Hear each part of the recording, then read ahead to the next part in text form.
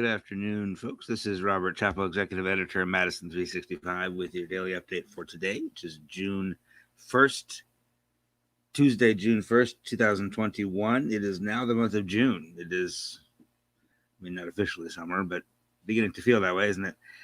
Today, because we were off yesterday, that makes today Metcalf's Monday, even though it's Tuesday. Just go with it, folks. Metcalf's is a fourth-generation, family-owned and operated market with stores in Madison at Hilldale and behind West Town Mall, and in Wauwatosa at 68th and State. Their sustainable seafood selection is unlike any other in town, with fresh deliveries coming in 6 days a week. And you can order for pickup or delivery anytime at shopmetcalfs.com. And we appreciate Metcalf's support of local independent news.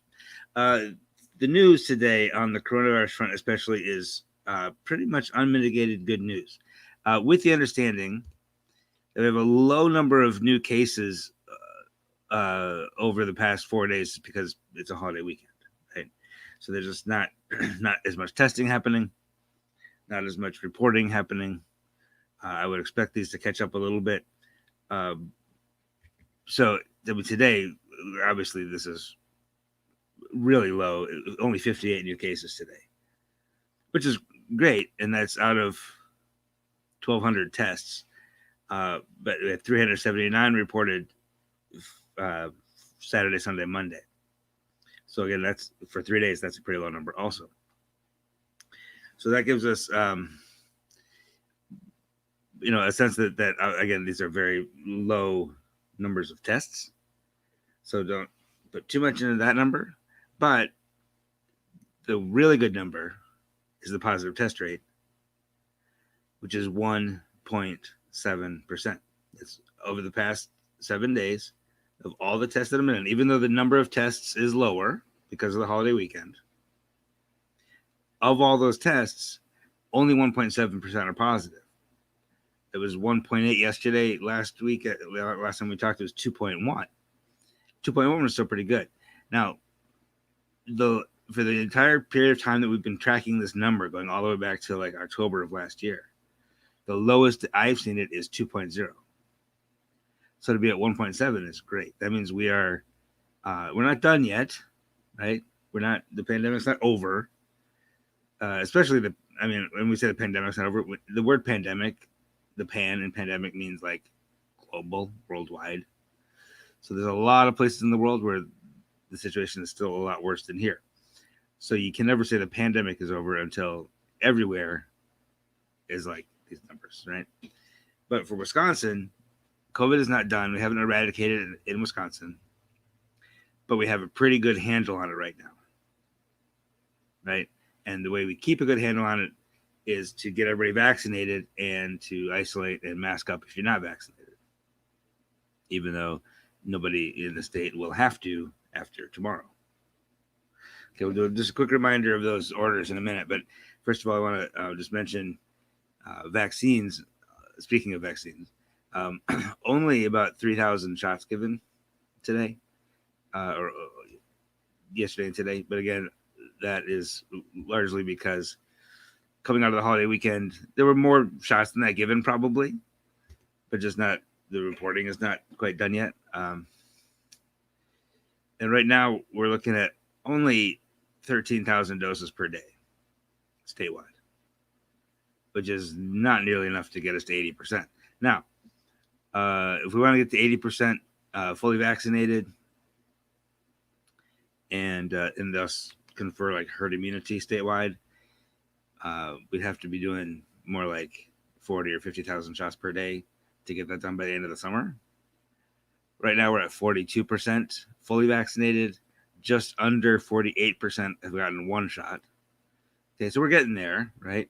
Now, the thing is, herd immunity may not be required, right? We don't have to get to 80%, right? Once you get to close to 50% having one shot, and then in a few weeks we'll be at 50% having both shots, like that's going to impact the numbers, right? It's not like pandemic out of control until you get to 80%, and then you get to 80% and it's herd immunity and it's over. Like it doesn't work. It's much more gradual than that, right? So being at close to 50% fully vaccinated will allow us to allow the public health authorities, the healthcare community, to control coronavirus in a way that it's always just kind of there, but never really a big problem, and not impacting our daily lives the way it has for the past year and a half. Right. So, we need, I think this is speaking to me personally, I just need to like reconfigure my expectations that we're not going to get to 80% vaccinated in Wisconsin, probably. Not at least not in the next couple of months. At least not until kids aged like 2 to 12 can get vaccinated. That'll be a big boost, and that's expected around September. But in the meantime, the good news is, despite increases in variants, despite slowing vaccinations, the vaccines that we are doing, that we have done, have helped us as a collectively get a handle on this thing and get control of it. So the 1.7% positive test rate means we are testing enough. We're still testing a lot, and we've still got the cases that we do see are still getting isolated and such like that. We have fewer than 200 people currently hospitalized, which is great. So all that is all very good news. We're going to take a short break, hear from a sponsor, and then we'll be back with local sports news, national sports news, local other kinds of news. Excuse me. In Domestic Abuse Wisconsin has a new executive director, and Forward Madison, we got some highlights and some news about the local professional soccer team, and we'll be back with all of that right after this. Don't scroll away. Here in the Midwest, community is important. Having a healthcare system that's looking out for us, that's actively addressing the racial disparities in healthcare is important. When we can get good quality care, we can do more. We can achieve more. We can be the kind of community we want to be, and that's really important. UW Health. Remarkable medicine. Remarkable care. All right, we are back. And the End Domestic Abuse Wisconsin, statewide agency, focused on lowering incidents of domestic abuse. And it has a new director. Her name is Monique Minkins. And Dave Dahmer has the story on her. This it was actually posted yesterday. It's up at the site of Madison365.org.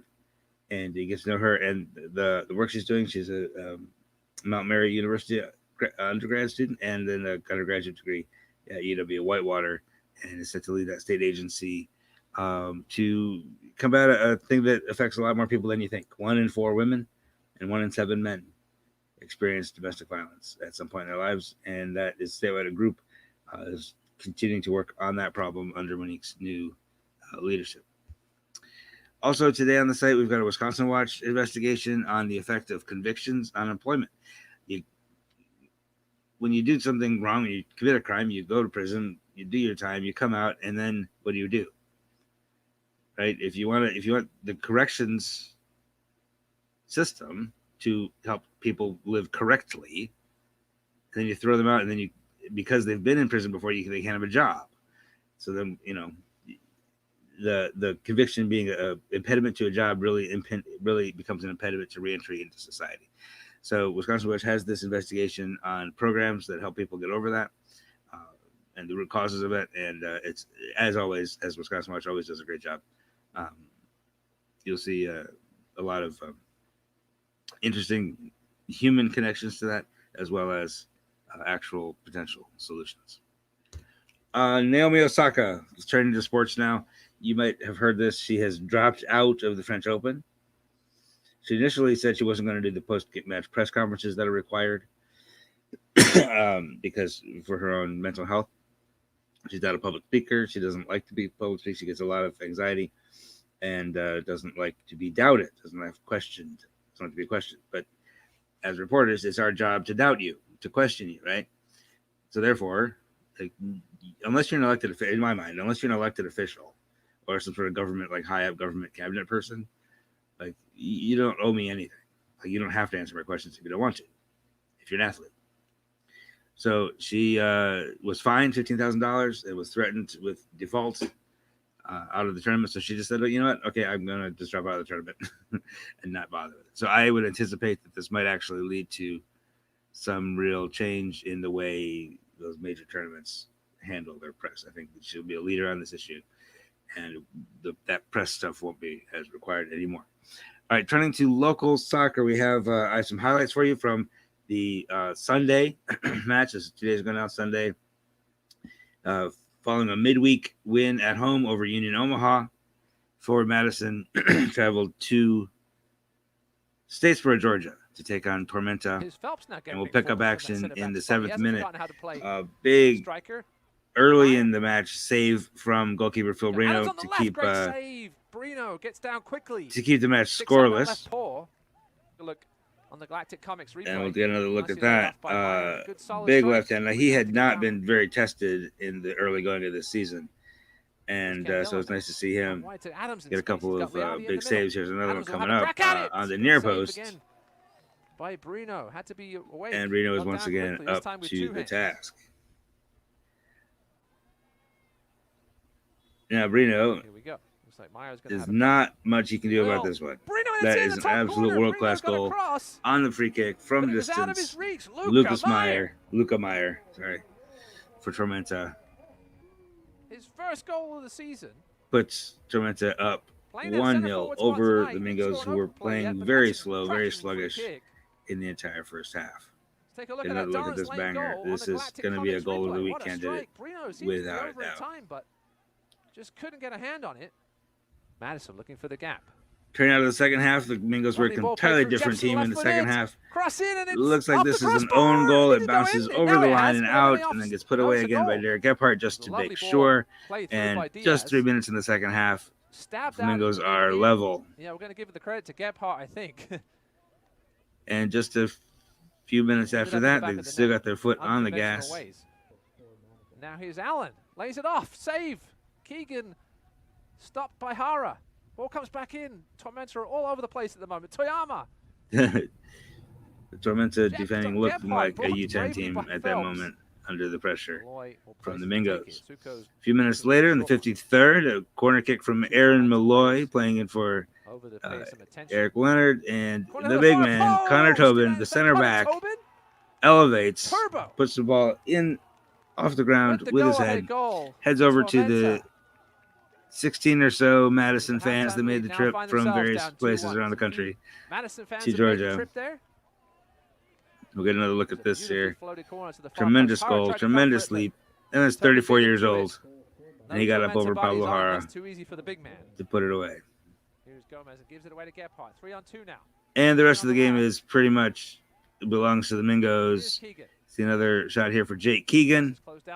Just could not quite get his foot around that one. And it goes out for a corner. And as we get toward the end here, there's Jepson with the ball through to Keegan. One-on-one with Pablo Hara. He is not going to miss from there. 3-1. And that put it to bed.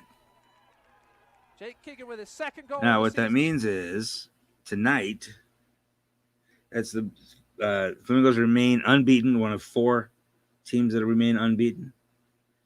One of 3 teams remain unbeaten. If they win tonight at Fort Lauderdale, that'll put them on 13 points and level with Greenville, depending on goal differential. If they win by 3 tonight, they'll be tied for first. I don't know if that'll happen. If they win by less than 3, they'll be tied for first on points, but second on goal differential. All right, that's all I have for you today. Appreciate the attention. It's a beautiful day. I hope you get out and enjoy it. Forward Madison plays tonight at 6:30 on ESPN Plus, or you can follow us on Twitter for those updates. And enjoy the evening. We'll see you soon. This is 365 Media.